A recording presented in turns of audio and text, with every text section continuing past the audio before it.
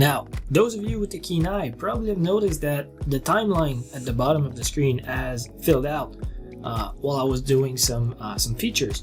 Now, the timeline indicates every single scan sweep there is in the program so far. Now, when I'm creating features that you see here on the left, it creates scan sweep, that is the robot movement. And as long as you create features and sweep, it will populate the timeline.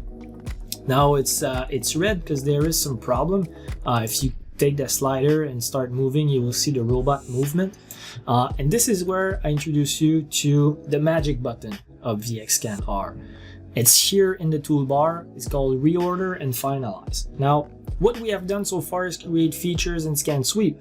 But in order to have the program ready to send to the robot, we need to finalize it. And the finalize, what it's gonna do is basically ensure that there is no collision of the robot with the environment. It will ensure that the MetraSCAN is visible from the C-track. It will ensure that there is enough target from my dynamic referencing that are seen by the C-track.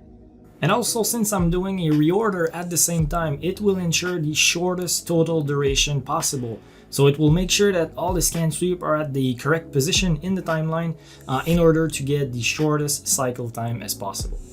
Now, this operation may take a few minutes, but again, this is well worth the time as everything that is happening now is required in order to have a perfect robot pad program. So as you can see, the finalize is done. Right away, big difference in the timeline. Now the color is all green and light blue. So this is good. This is what we want.